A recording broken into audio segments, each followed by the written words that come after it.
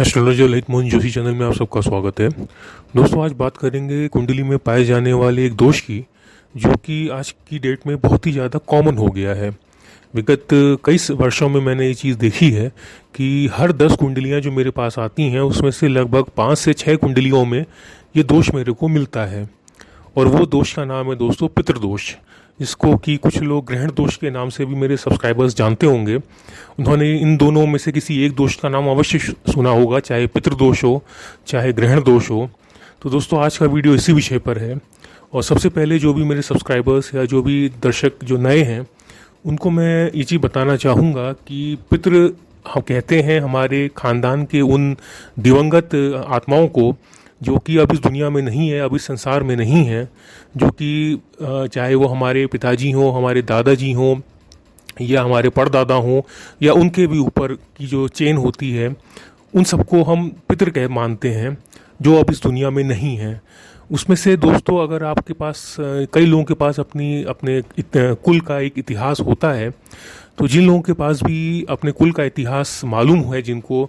पिछले 3, 4, 5 पीढ़ियों का अपने पिछले जो दिवंगत जो हो चुके हैं, जो मर चुके हैं, आम भाषा में अगर बोलूँ तो जो लोग मर चुके हैं दोस्तों पिछली 3, 4 या 5 पीढ़ियों का, उसमें आपको कई लोग ऐसे मिलेंगे जो चाचा ताऊ, जिनकी जो अंतिम जो संस्कार होते हैं वो किन्हीं भी कारणों की वजह से अंतिम संस्कार जो हैं उनके विधि विधान से नहीं हो पाए होंगे। चाहे उनकी लाश ना मिली हो इस वजह से, चाहे उनकी कोई आन औलाद ना हो इस वजह से, या कोई भी वजह रही हो दोस्तों, चाहे पैसों की कमी हो या कुछ भी वजह कोई भी रही हो दोस्तों, लेकिन ऐसे कोई ना कोई कई लोगों के दिवंगत पितृ ऐसे होते हैं जिनकी की अंतिम संस्कार होने के बाद की जो क्रियाएं होती हैं वो विधि विधान से नहीं हो पाती हैं, चाहे उसकी वजह कोई भी हो। तो दोस्तों, यही जो जब ये विधि विधान से जब किसी भी मृत आत्मा का संस्कार नहीं हो पाता, तो उसमें जो दोष उत्पन्न होता है आने वाली पीढ़ियों में, उसी को पितृदोष कहते हैं। और ये पितृदोष, कई लोगों का ऐसा कहना है कि हमारे भाई हैं या हमारे चाचा ताऊ के लड़के हैं, हम सब एक ही कुल की संतान हैं, लेकिन मेरे ऊपर पितृदोष है, उसके ऊपर नहीं है। ऐसा क्यों? दोस्तों, पितृदोष जब लगता है किसी भी परिवार के ऊपर, तो ऐसा कभी नहीं होता मित्रों कि उस कुल के या उस परिवार के जितने लोग हैं उन सब के ऊपर वो पितृदोष लग जाएगा। ऐसा नहीं होता है।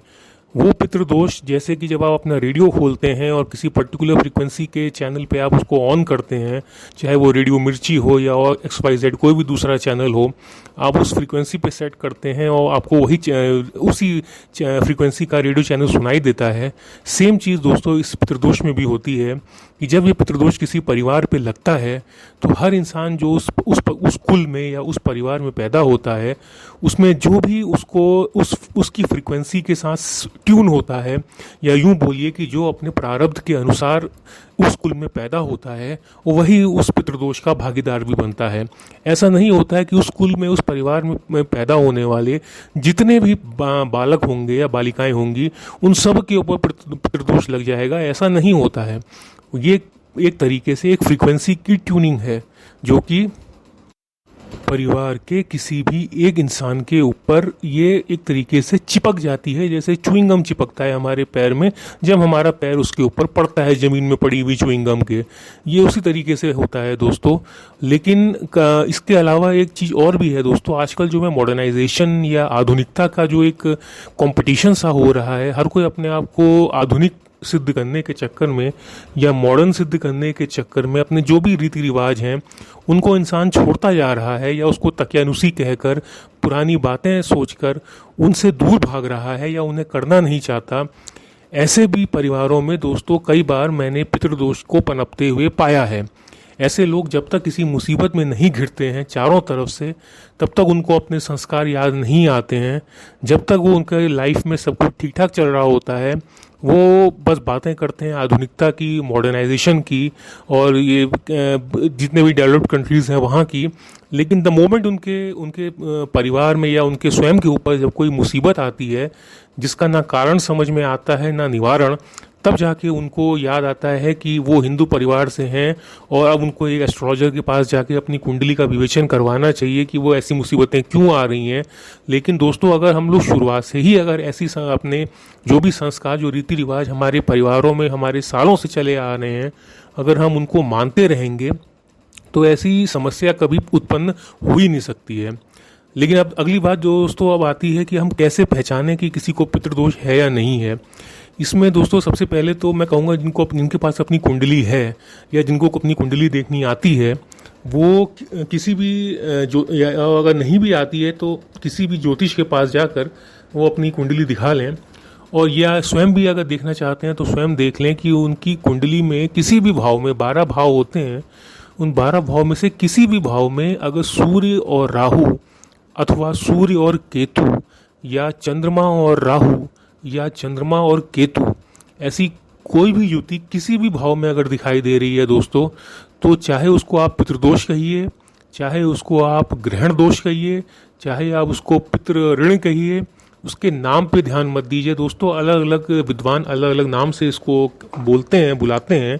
लेकिन इसका जो प्रभाव है वो एक ही है और इसका जो निवारण है वो भी एक ही है। कुछ विद्वान ऐसा कहते हैं कि 2, 5 और 9 भाव में अगर सूर्य और राहु की युति है तो इसको वो लोग पितृदोष मानते हैं, और बाकी किसी भी भाव में अगर सूर्य और राहु की युति होती है तो इसको मात्र ग्रहण दोष माना जाता है। लेकिन दोस्तों, नाम में कुछ नहीं रखा है, काम सबका एक जैसा है। किसी भी भाव में अगर जो मैंने ये युति बताई आपको, किसी भी भाव में अगर ये युति होती है तो इंसान का जीवन नरक बन जाता है। अगर किसी के पास अपनी कुंडली नहीं है या कुंडली को देखने में सक्षम नहीं है तो मैं कुछ एक लक्षण भी बता रहा हूँ, जिन लक्षणों के आधार पर आप समझ सकते हैं कि आपको पितृदोष है या नहीं है। और पहला और उसमें सबसे जो महत्वपूर्ण लक्षण है दोस्तों, वो ये है कि जो भी मेल मेंबर होंगे या जो पुरुष मेंबर होंगे ऐसे परिवार में, या तो उनकी शादी होगी नहीं, हो गई तो संतान नहीं होगी, और संतान भी अगर हो गई तो वो लड़का उत्पन्न नहीं होगा, लड़कियां ही लड़कियां होंगी। ये सबसे प्रमुख लक्षण है दोस्तों पितृदोष का, क्योंकि जो एक वंश की जो वृद्धि होती है वो लड़के से ही हो सकती है, और वंश की वृद्धि अगर किसी भी परिवार में पितृदोष है तो वंश वृद्धि होना संभव ही नहीं है। उसमें या तो उसकी जो भी उस वंश के लड़के होंगे जिसमें ये पितृदोष होगा, उसकी वंश वृद्धि तुरंत रुक जाएगी। दूसरा प्रमुख लक्षण ये है दोस्तों कि परिवार के जितने भी सदस्य होंगे वो जब भी एक छत के नीचे आएंगे, जब भी एक साथ रहेंगे,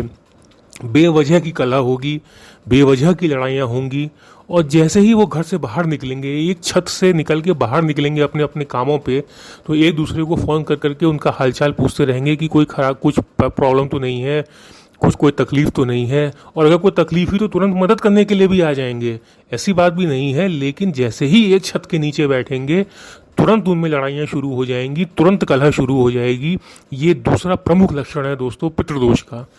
तीसरा लक्षण जो है दोस्तों वो है कि हालांकि इसकी कई वजहें हो सकती हैं, लेकिन पितृदोष के केस में ये भी एक प्रमुख लक्षण होता है, और वो ये है दोस्तों कि जो भी एक आमदनी का एक जो भी सोर्स है वो इंसान का कभी भी एक फिक्स नहीं हो पाता, या एक स्टेबल सोर्स ऑफ इनकम नहीं होता उसका। आज ये नौकरी है, कल को दूसरी नौकरी है, आज ये व्यवसाय खोला, कल को दूसरा व्यवसाय खोला। एक स्टेबिलिटी जो होती है काम धंधे को लेकर, व्यवसाय को लेकर, पैसा कमाने को लेकर, वो बहुत ही मुश्किल से आती है या आती ही नहीं है। ये तीन लक्षण जो मैंने बताए दोस्तों, ये 3 प्रमुख लक्षण हैं पितृदोष पहचानने के, और इन 3 लक्षणों से यह कुंडली के आधार पर किसी को भी आज की डेट में बताया जा सकता है कि उसको पितृदोष है अथवा नहीं है। दोस्तों, ये विषय जो है थोड़ा बड़ा हो रहा है। इसमें मैं जो भी ये पहला वीडियो मैंने बनाया है पार्ट 1, इसमें मैंने सिर्फ ये बात करी है कि पितृदोष क्या है और उसके लक्षण क्या हैं। अगले वीडियो पे पार्ट 2 पे दोस्तों मैं बनाऊंगा कि पितृदोष के से निवारण के लिए क्या उपाय हैं, क्योंकि एक ही वीडियो अगर बहुत ज़्यादा बड़ा हो जाता है तो कई लोग बोर हो जाते हैं, इसलिए मैं इसको बहुत ज़्यादा बड़ा नहीं बना रहा हूँ। आज का जो हम लोग की जो भी बातचीत थी वो यहीं तक है। मैं अगले पार्ट में इसके जो निवारण है उसके बारे में भी बात करूँगा। अगर यहाँ तक कोई मेरी बात किसी की समझ में नहीं आई हो तो कमेंट्स और ईमेल के माध्यम से आप सबका स्वागत है। नमस्कार।